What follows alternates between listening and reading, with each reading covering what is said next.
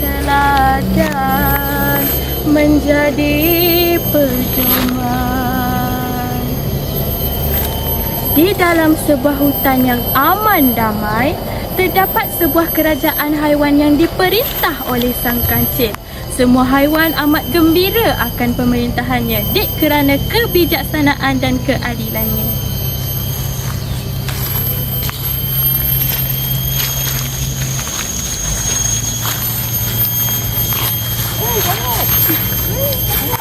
Wahai hewan-hewan sekalian, hari ini aku telah menjumpai satu lubung makanan untuk kita menghadapi musim kemarau nanti.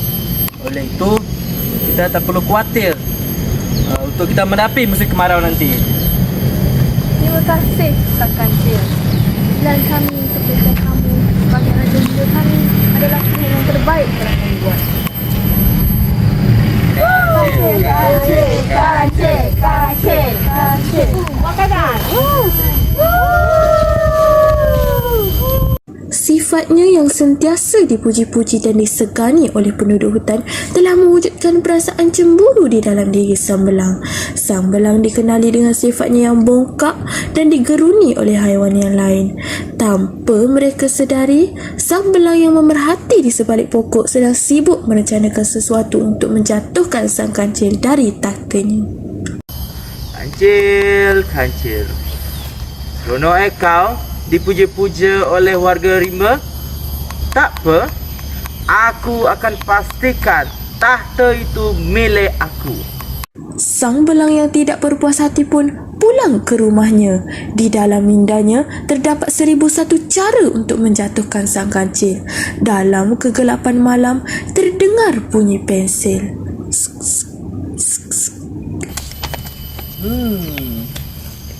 Aku rasa inilah cara terbaik untuk aku jatuhkan kau, kancil.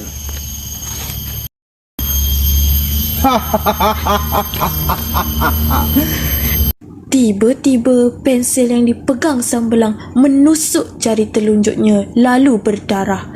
Satu idea baru muncul di dalam kepalanya untuk menghapuskan sang kancil buat selama-lamanya. Keesokan malamnya, sang belang pun pergi berjumpa sang kancil dengan tujuan ingin mengadu masalah yang dihadapi kepada sang kancil. Sang kancil tidak mengesyaki apa-apa, lalu mengikut sang belang ke sebuah tempat yang sunyi. Tengok tu. Apa yang sebenarnya dibuat sabelang tu? Aku risaulah. Mari kita ikut dia. Kita. Sabelang? Tak payahlah. Aku takut. Macam mana kalau dia cuba bakar aku besar ni? Penakut. Marilah Sang Gajah. Aku takut kalau dia apa-apakan si kancil dan dia rimba kesayangan kita tu. Jangan. Tak payah. Apa yang kamu bincangkan tu? Aku nak tahu. Ini anak ni dia ajak aku pergi tengok sabelang asal kancil kat sana tu. Tak payahlah, takutlah. Jom. Marilah Sang Gajah. Aku fikir kamu sabelang. Sebenarnya apa yang kamu sedang lakukan ni sebelang? Inilah yang aku inginkan untuk kau mati dan tersiksa di dunia ini.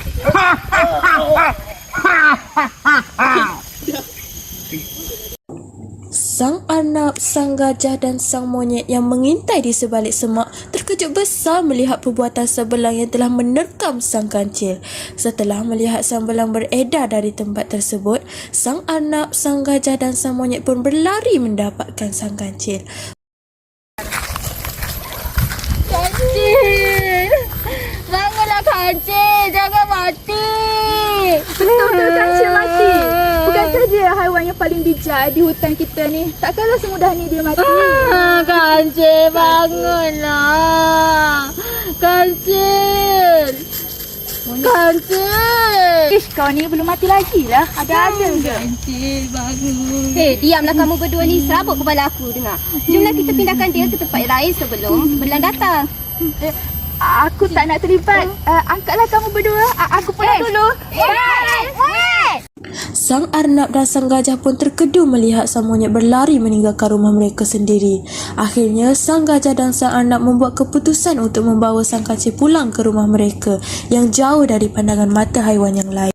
Setelah seminggu berita kehilangan sang gajah tersebar di pelosok hutan rimba, sang belang pun mengambil peluang untuk menjalankan agendanya yang seterusnya. Pagi-pagi lagi, sang belang yang menyangka sang gajah telah pun mati di tangannya terlihat sedang bersedih di atas tahta sang raja rimba. Sang belang sambil menangis memekik-mekik memanggil warga rimba untuk berkumpul. Kononnya ada berita tergempar yang ingin disampaikan. Wahai warga rimba, berkumpullah. Ada berita duka. Bala! Bala! Bala! Helah apakah kali ini yang cuba sang belang wayangkan? Fikir warga rimba yang melihat aksi sang belang itu. Lalu, sang burung hantu yang bosan dengan drama di hadapannya pun bertanya. Wahai sang belang, kenapa kau menangis begini? Apa sebab kau menangis begini? Dan kenapa kau memanggil kami semua mengumpul? Sebenarnya Sang Kancil, raja kesayangan kita. Sang Kancil? Siapa yang Sang Kancil? Baru semalam saja aku nampak dia. Sang Kancil dah mati. Mati? Kancil? Apa? Mati? Apa benar yang kau kata tadi, Sang Belang? Ya, benar sekali. Semalam aku tengok Sang Kancil ditembak oleh pemburu dan dibawa oleh pemburu. Untuk apa aku nak menipu? Semalam aku tengok pemburu tu membunuh Sang Kancil dengan depan mata aku sendiri. Baiklah, boleh kau tunjuk di mana berlakunya? Kau dah lupa ke semalam hujan? Aku rasa bukti tu mungkin dah hilang disebabkan hujan semalam. Tak apa, kalau korang tak percaya, ini bahan bukti. Yang semalam aku tengok pemburu membunuh Sang Kancil dengan peluru ini.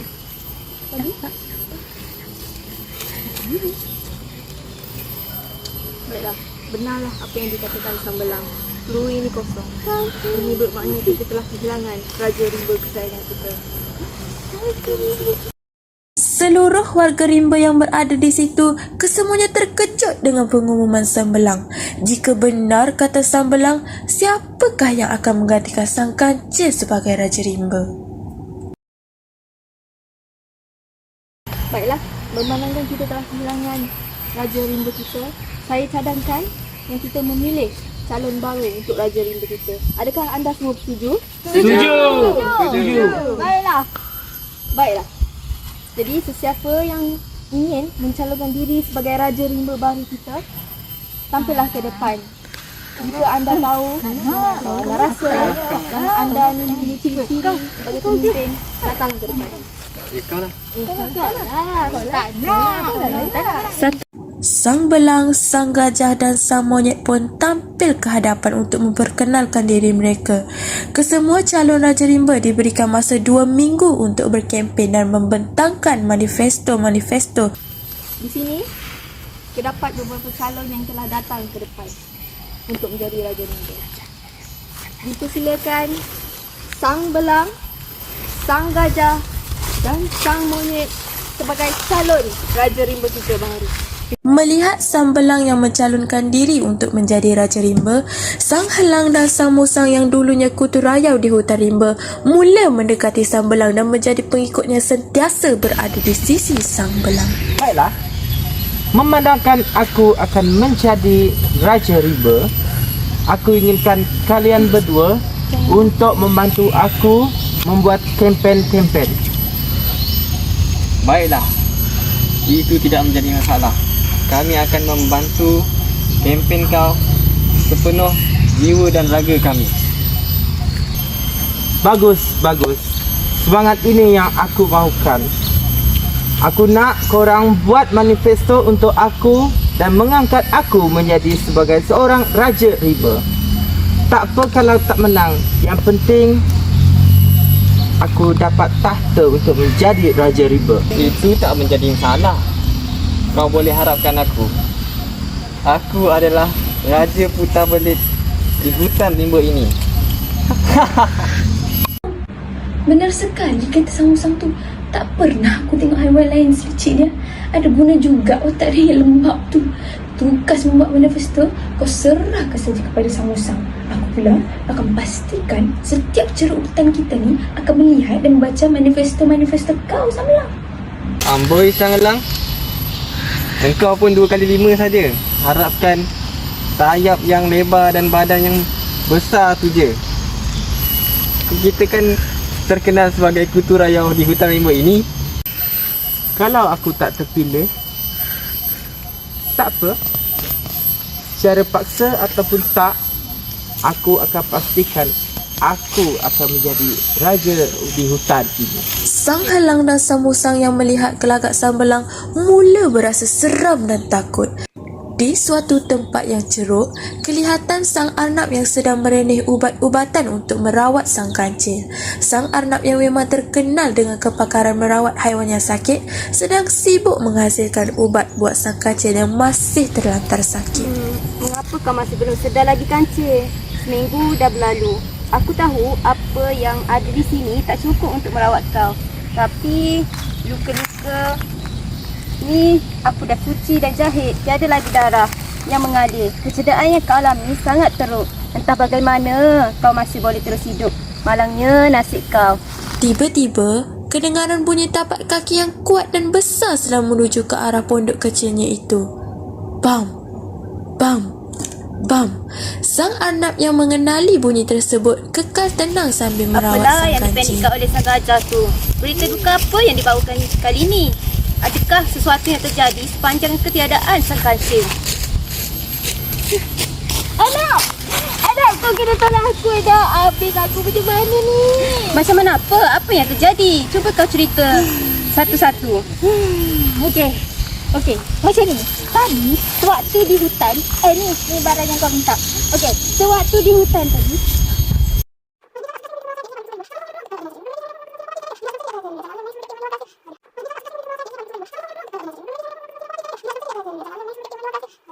macam itulah kisahnya. Oh, okey. Jadi apa yang kau panikkan sangat ni, Sang Gajah? Melainkan kau sendiri yang mencalonkan diri kau menjadi Raja Rimba. Sebenarnya, betul lah cakap kau tu, anak. Aku secara tak sedar telah mencalonkan diri untuk menjadi Raja Rimba. Sebab aku geram lah tengok Sang Belang tu bongkak sangat. Padahal dia yang membuatkan Sang Kancil menjadi macam ni tau. Apa? Kau gila? Kau tu dah lah penakut, cengeng. Banyaklah apa nak sebut satu-satu. Aku tahu, tapi sebenarnya aku ada rancangan yang lebih besar. Ada seseorang yang boleh membantu kita. Siapa? Kau jangan kata. Belum sempat Sang Arnab menghabiskan kata-katanya, kelihatan sang monyet berjalan memasuki pondok kecilnya. Betul apa yang kau fikirkan, Sang Arnab. Aku akan bergabung dengan Sang Gajah untuk menewaskan Sang Belang yang pilih kuasa tu. Lagipun aku sewaktu tu aku bersama kalian. Sewaktu Sang Belang hampir membunuh Sang Kancil. Monyet? Kau? Bukankah kau kata tak ingin masuk campur? Kenapa kali ini kau ingin menolong kami? Apakah kau ada muslihat? Tak anak. Jangan tidur malu. Sebenarnya Sang Monyet banyak membantu kita selama ni. Kata Sang Gajah, aku sedar silap aku meninggalkan kalian. Ingat kembali akan kebaikan Sang Kancil yang pernah membantu aku sewaktu aku dalam kesusahan. Aku hanya ingin membantu kamu. Aku tiada muslihat lain. Janganlah kau risau. Tak kisahlah. Tapi bagaimana kau tahu lokasi rahsia kami? Sebenarnya setelah aku meninggalkan kalian baru ni, aku berpatah balik untuk membantu Sang Kancil bersama-sama kalian. Tapi aku takut jika kau masih berasa marah. Jadi aku pun buat keputusan untuk mengikori kalian ke sini senang-senang. Benar kata Sang Monyet, Arnab. Lagipun selama ni rawatan untuk merawat Sang Kancil semuanya dibekalkan oleh Sang Monyet. Kau rasa aku boleh ke buat kerja tu seko-seko? Gajah, mengapa kau tak bagi tahu perkara yang sebenarnya? Maafkan aku, Monyet. Aku berburuk sangka kepada kau. Tak apa, Arnab. Aku faham situasi kau. Jadi bagaimana keadaan Kancil sekarang? Ada perubahan ke? Setakat ni aku telah cuci semua luka-luka di badan Sang Kancil. Tapi entah mengapa Sang Kancil masih belum sedar lagi. Aku harap Sang Kancil boleh terus kuat dan melawan sakitnya itu. Tapi apakah perancangan kalian tadi? Sebenarnya kami Sang Arnab, sang monyet dan sang gajah hanya mampu terdiam melihat keadaan sang kancil yang hanya diam tidak terkutik. Adakah keadaan sang kancil akan bertambah baik dan sang kancil akan sedar tepat pada masanya bagi menjalankan perancangan besar mereka itu? Sepanjang 2 minggu sesi berkempen, Sang Musang dan Sang Helang dikeras sepenuh tenaga untuk membentangkan manifesto dan menarik penduduk hutan untuk mengundi Sang Belang sebagai Raja Rimba yang baru. Kadang-kadang terdengar keluhan mereka dikeras sehabis tenaga. Muka penduduk rimba ini. Aku dah ada idea lah macam mana nak menggoreng dan menggula-gulakan penduduk rimba ini. Helang, kau bagilah aku satu dua idea untuk kita tambah kepada manifesto Sang Belang ni. Itu kan kerja kau. Engkau lah yang sepatutnya berfikir, bukan aku. Alah, kau ni buat sajalah apa yang kau rasa betul. Macam memberikan satu pokok yang takkan pernah berhenti berbuah untuk setiap keluarga, ataupun memberikan longgokan buah ke untuk setiap bulan secara percuma untuk setiap keluarga. Pernah juga idea kau ni, Sang Helang. Tapi ada ke pokok yang tak pernah berhenti berbuah sepanjang tahun? Kau ingat penduduk rimba ni nak percaya ke idea kau tu? Diorang bukannya bebal sangat. Memang tiada lah jawabnya. Kau ni pun memang tak udang betul lah. Ini kan cuma manifesto sekadar untuk tarik undi. Betul tak betul belakang kira. Siapa suruh mereka percaya? Weh, hulurkan minyak angin yang tadi tu. Penat kepala aku. Ngepak sepanjang hari. Nipu aku, Sang Helang. Ambillah kau sendiri. Malas aku nak tolong kau.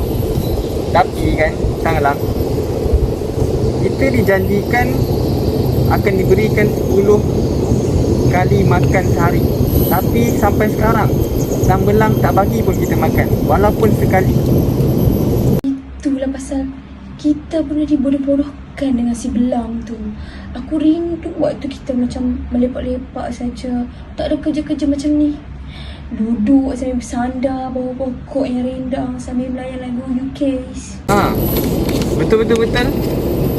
Tapi kan, Sang Helang, aku tak sabar untuk melihat kempen ni berakhir.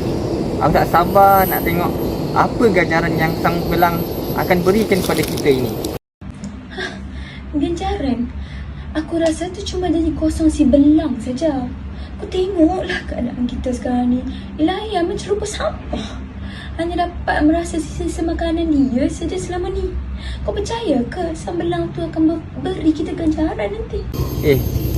Tapi takkanlah Sang Belang nak menipu aku yang licik ini. Aku kan raja segala putar belit. Kalau dia berani menipu aku akan membalas 1000 kali penipuan dia. Jadi, kalau benar Sang Belang akan membuang kita selepas ni, apa rancangan kau? Kau nak buat apa? Kau nak bunuh dia? Badan kau yang kurus, kering tu nak melawan Sang Belang yang besar. Kau gapa kasar? Mustahil. Kalau menggunakan fizikal, pastinya aku akan kalah. Tapi kalau menggunakan akal fikiran, pasti kita boleh mengalahkan Sang Belang.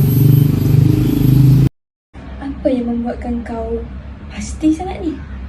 Otak kau dengan dia dua-dua sama level je rasanya. Tak perlulah kau nak bercakap seolah-olah kau lagi bijak darinya. Ataupun kau memang ada rancangan lain selama ni.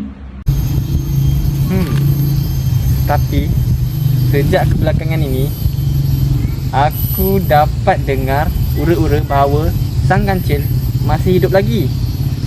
Apa kata kalau kita gunakan peluang ini untuk kita bebas daripada cengkaman Sang Belang? Apa maksud kau ni? Tak faham aku. Cuba kau terangkan dengan lebih jelas.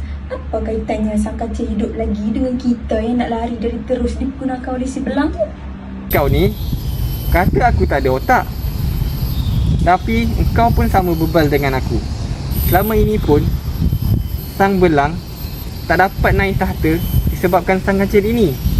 Jadi kita gunakan peluang ini untuk berpihak pada Sang Kancil dan bebas daripada cengkaman sang belang. Jadinya kita cari sang kancil dan dapat menjadi hero. Bolehlah kita tukar imej kita di hadapan penduduk hutan. Tiadalah mereka mahu memandang rendah dekat kita lagi lepas ni. Dan sang belang pastinya dapat dikalahkan. Bijak pun kau. Jadi, sekarang ini kita buat saja kerja kita macam biasa. Tapi ada tugas khas yang aku akan berikan kepada engkau sang belang. Oh, faham? Baiklah. Aku akan cari sang kancil sampai jumpa. Kau tu, ingatlah. Biar pecah di perut, jangan pecah di mulut. Jangan terlepas cakap dengan siapa pun mengenai plan kita ni. Kedengaran sayup bunyi-bunyian burung berkicau menandakan hari telah pun pagi. Sang kancil yang masih terlantar di atas katil perlahan-lahan membuka matanya.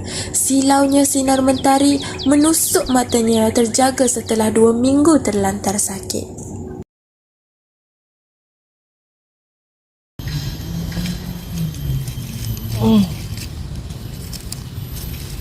Di manakah kau sekarang ni?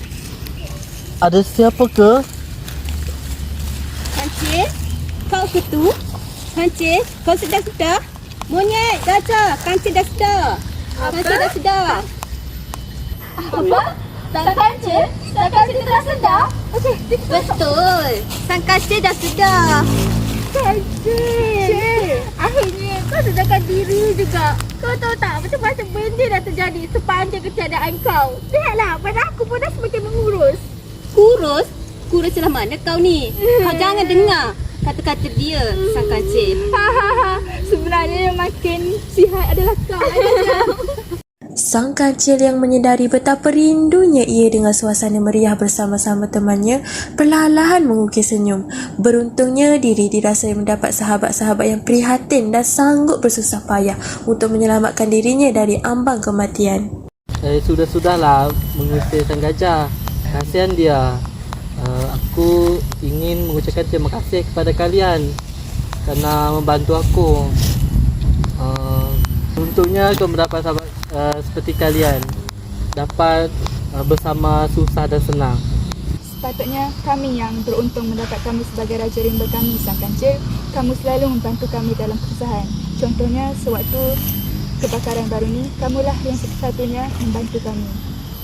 Ataupun sewaktu aku cuba untuk menyertai dengan menyanyi di kampus seberang. Kaulah yang meyakinkan aku untuk menyertainya. Dan akhirnya aku mampu mengharumkan nama hutan kita ni. Dan pastinya ketika kami ada masalah, kaulah menjadi tempat rujukan kami. Dari sebesar-besar perkara sehingga sekecil-kecil perkara, kaulah yang menyelesaikannya dengan menggunakan kebijaksanaan kau. Jadi kami yang perlu mengucapkan terima kasih kepada kau, sang kancil. Suasana ketika itu bertukar menjadi sebab dan sayu, mengenangkan masa lalu di mana saat mereka sentiasa bersama.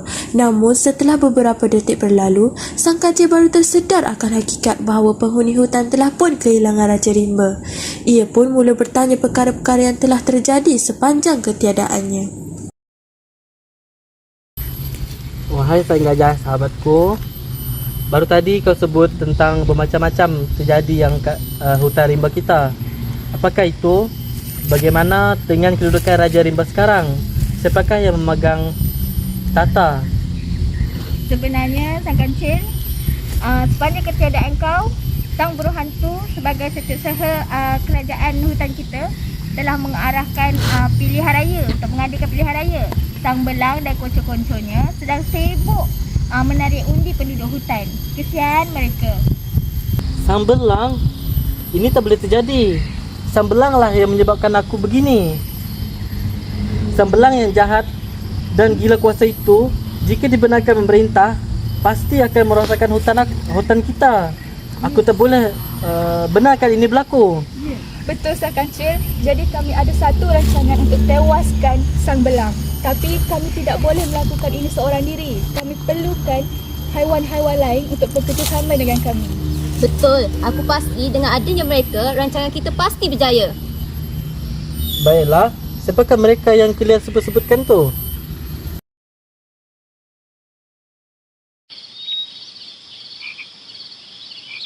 Tidak lama kemudian, pintu pondok sang anak terbuka seperti ditolak dari luar. Kelihatan wajah sang helang, sang musang dan sang burung hantu muncul sambil melangkah masuk ke dalam. Dengan riak terkejut, mereka menghampiri sang kancil yang sedang duduk. Sang kancil, akhirnya bangun juga kau. Syukur panjang hidup kau. Elang dan musang. Jadi kamu berdua lah yang sanggup menolong kami. Bantu kami untuk mencetuskan sang belang. Sebelum itu boleh saya tahu apakah kamu sudi membantu kami? Maafkan kami mengganggu. Sebenarnya sang kancil, kami telah muak dengan perangai sang belang tu. Sang belang tu kejam. Banyak janji manis yang ditabur kepada kami. Tinggal janji saja. Benar kata sang helang. Kami sudah muak dan jelak dengan perangai sang belang. Kami tahulah kami ini hanya kutu rayau di hutan rimba saja yang hanya tahu melepak. Tapi kami tetap boleh bezakan antara yang baik dan buruk. Baiklah, kalau begitu aku faham sekarang. Terima kasih kerana sudi berpihak kepada kami. Jadi apa yang kau ingin buat nanti? Aku tengok sekarang ni penduduk hutan orang gembira dengan manifesto yang ditujukan oleh sang belang. Jadi aku takut yang penduduk hutan ni akan memilih sang belang sebagai raja rimba kita. Bukan penduduk-penduduk kecil je yang takut. Aku yang besar ni pun takut dengan sang belang tu. Takut dibahamnya nanti. Jangan kalian bimbang. Sang belang takkan keluar lagi mengurut sesiapa.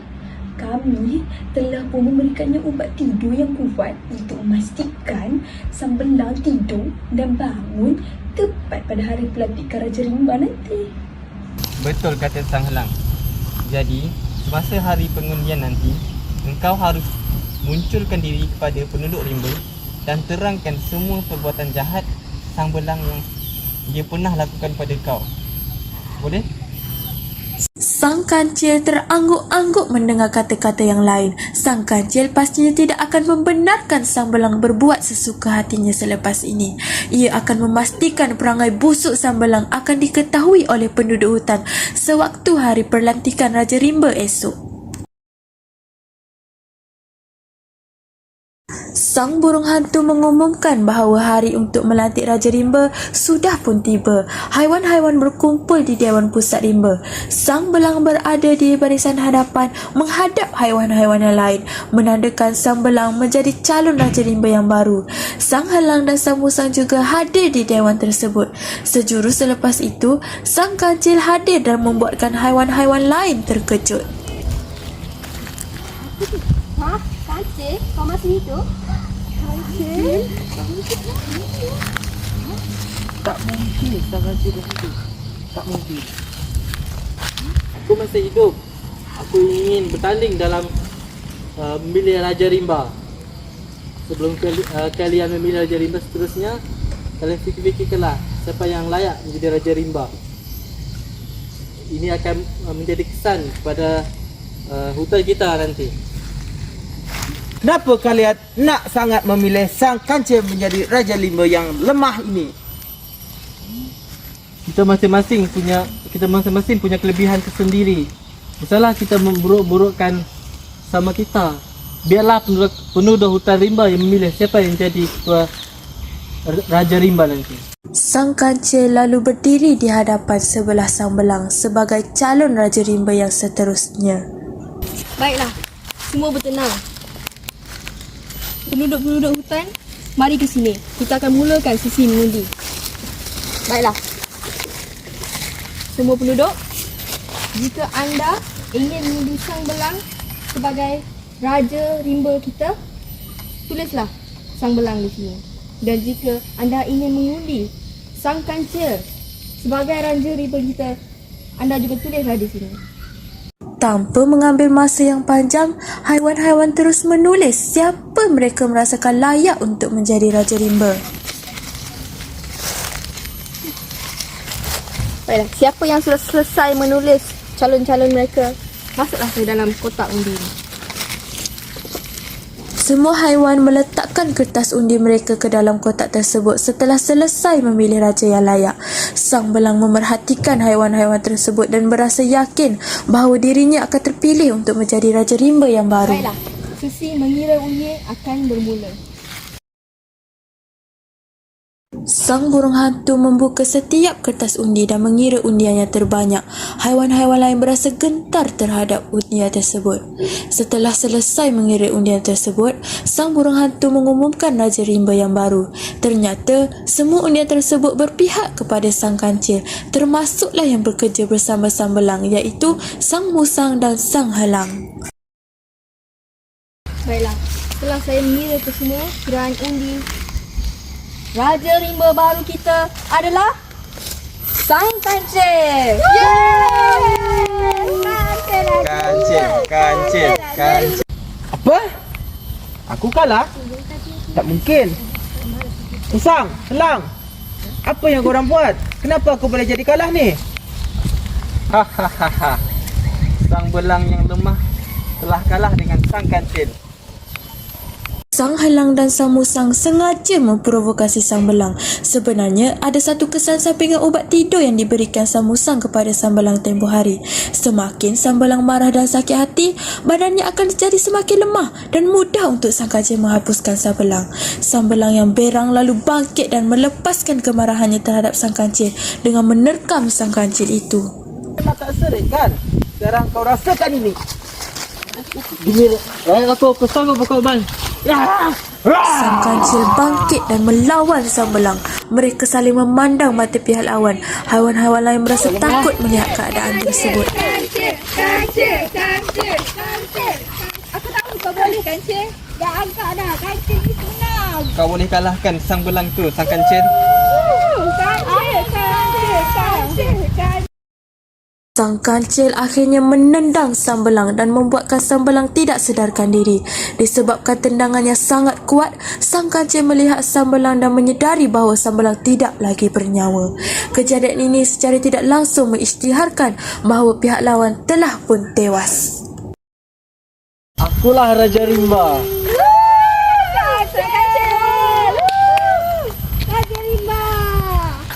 Aku akan pastikan hidup kita aman seperti dulu. Akulah raja rimba.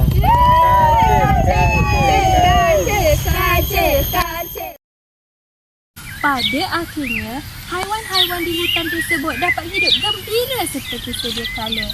Mereka amat gembira apabila sang kancil dinobatkan sebagai raja rimba yang baharu.